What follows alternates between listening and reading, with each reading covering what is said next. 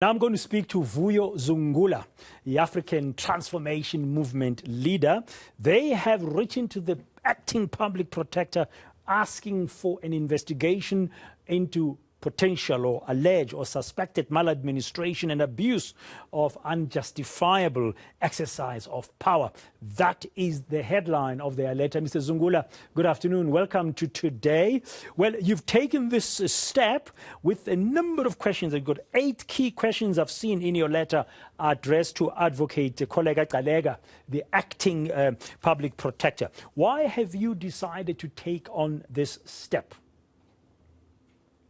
Good afternoon. Look, what is important for us is that all public officials must always exercise their power in the best interest of the people. They need to follow the law, and they need to ensure that all visitors, when they are in the country, they all subscribe to the law. Now, what is happening, or what has been reported on that particular landing, the amount of secrecy and the amount of deals that are seen to have been concluded by Mr. Mabuyane when he went to UAE early this month clearly shows that there's something that meets that is beyond what meets the eye here. So it is for that reason why, as the ATM, we want transparency in the sense that it must not be a case whereby there's so much secrecy when it comes to this particular landing, to an extent whereby we feel or we view that there may be violations to the law. What's important for us is that state institutions must protect the integrity of our country, regardless whether a person is wealthy, is coming from UAE or whatnot. But our country cannot be undermined because we want citizens to abide by the law. So it cannot be that wealthy from other countries are going to do as they please, or the laws will be bent in their favor. However, the poor citizens of our country are made to respect the law and abide to the law at all material times. You've also written to the President, besides the Public Protector, to the Minister of International Relations, Minister of Defense, Minister of Intelligence, Minister of Home Affairs, Minister of Finance, and also, of course, copying the Cabinet Secretary as well. And in that letter, you have 21 questions, a variety of questions that you've asked. Why is it important that you get a response to these questions? The response will give the country clarity in terms of understanding what really transpired. I'll mention 2 things. The first one, it is the issue of the alleged donation by the president of that country so that the runway in the Bisho airport could be refurbished so that he can be able to land there. So the questions there, did that 20 million go directly to the Eastern Cape government or then to the National Treasury? Were the proper protocols followed in terms of receiving that money? In terms of the refurbishment of that particular runway, were the proper tendering processes followed in terms of supply chain management? Also, what is also curious in our view is that Mr. Mabuyane went there beginning of April. Now, mid-April, there's this president that is here, meaning all of this work would have been done swiftly, which raises questions whether these people that we elect to be our leaders in the respective areas, like the Premier of the Eastern Cape, are so eager, are so quick, are so swift when it comes to making life easy for international investors when they are wanting the infrastructure to be refurbished so that they can have a smooth landing.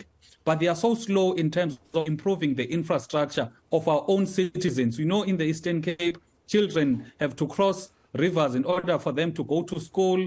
The roads are a mess. So it is generally a very, very bad province when it comes to management. Now, when it comes to the issue of the Home Affairs, we note that the minister stated that that airport was given authority or was declared an international port of entry. The letter is dated the 19th of April, and it is stated in that letter that that allowance has been given from the 12th of April up until the 12th of May, which raises questions as to why only on the 19th you are backdating that these people, that airport was going to be allowed to receive international visitors a week earlier.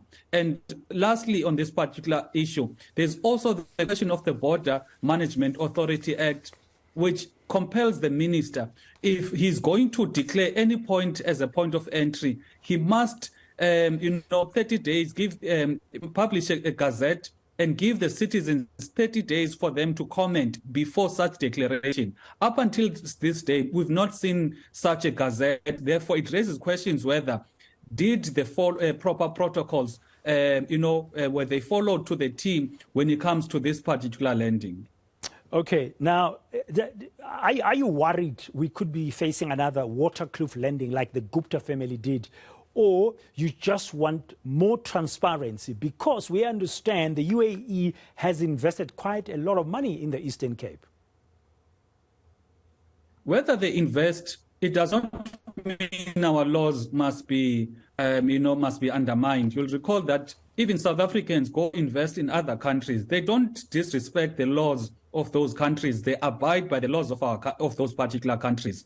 Now, what we're seeing here is almost similar, if not more, than what happened in the Gupta lending in the year 2013. And if you recall they used the officials as scapegoat instead of the people that actually took decisions that the Gupta family must be allowed to lend them. And in our view, you'll recall, Babu Den, that recently South Africa got grey-listed. Recently, we found that there was undeclared foreign currency that entered through OR Tambo and found its way to the farm of the president. Therefore, if you are going to have now a lending that is secret, and you are going to have aircrafts, you are going to have 500 people coming, you are going to have furniture, you are going to have arms, you are going to have a whole lot of things that have been brought by those planes. It raises questions whether South Africa is indeed serious about making sure that they get removed from that grey listing. And most importantly, they protect the territorial integrity of our country. What are you going to do next? I mean, you've written these letters to the public protector. I'm sure you're expecting her to investigate, as she's supposed to do in terms of the law. But you've also written to the government itself. What are you going to do? And by when are you expecting a response, Mr. Zungula?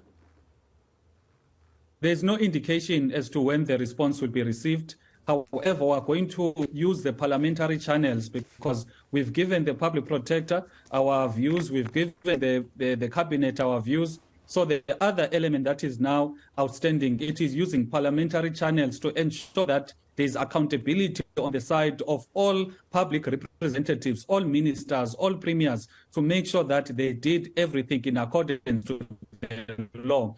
And most importantly, there is transparency so that all citizens can know what really transpired. We can't be anxious that what could have been transported by plane and what else could have happened that we don't know of.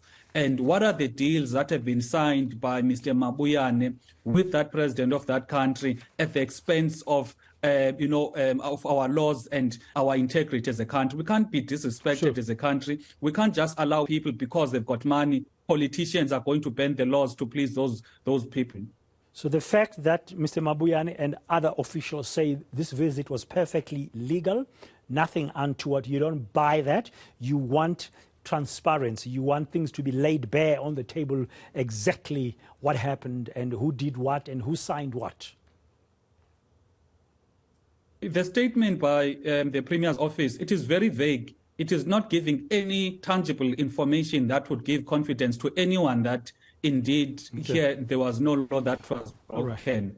And we'll recall that beginning of this month, Mr. Mabuyane went to UAE, and 2 weeks later, the president of the UAE comes to South Africa under, suspicious, lending, which is hidden from the people. And there's airports that are revamped for 20 million. And also, did that revamping of that runway actually cost 20 million? So what is important for us is transparency. Had that particular premier being transparent as to this is what transpired, these are the deals, and this is the passenger manifest, these are all of the issues that we as a citizens are asking about. Okay. There would be no need for us to actually do anything because they've communicated enough to the public to understand that there's nothing that is suspicious. But the fact that they are secretive on the matter, it raises questions whether there are indeed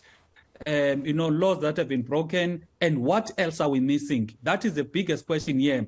What else are we missing that the people are not being told about? Okay, Mr. Zungula, thanks for that. But before I let you go, I don't know if you're aware of breaking news. I'm just taking this opportunity, and it's not an attempt to put you on the spot at all.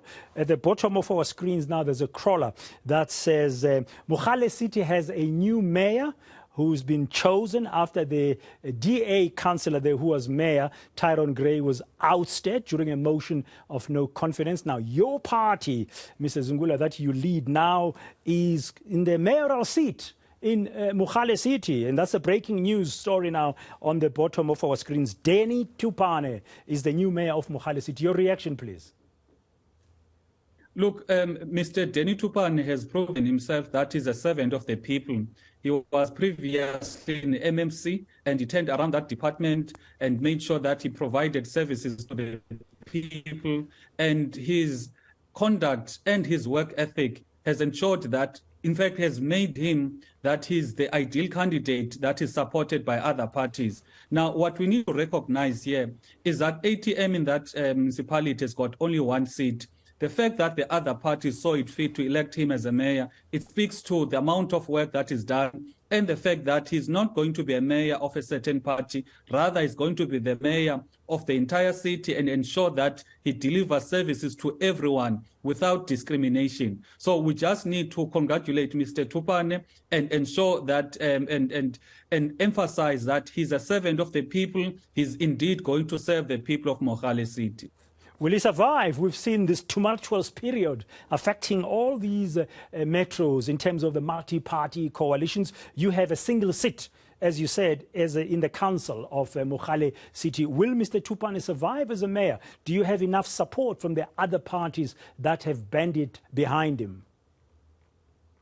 He's definitely going to survive because his work speaks for itself. His work as an MMC and his stature and his conduct in the council, because he's not hostile to anyone. Because what we miss here, Braden, is that majority or some of the political parties or leaders in these respective councils are people that are hostile to one another.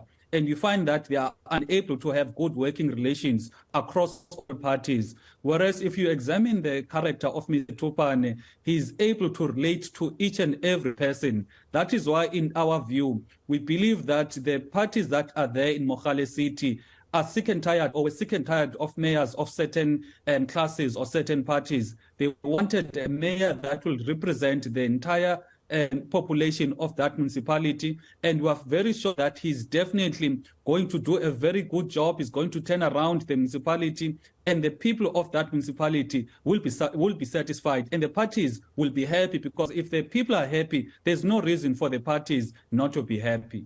Thank you very much for your time this afternoon and your reaction. Vuyolwethu Zungula, the leader of ATM, the African Transformation Movement. We called you first to talk about the Eastern Cape saga of that lending. Now you've written all those letters, but we have a breaking news story that Mogale City has a new mayor, and he's the only councillor there who belongs to the African Transformation Movement.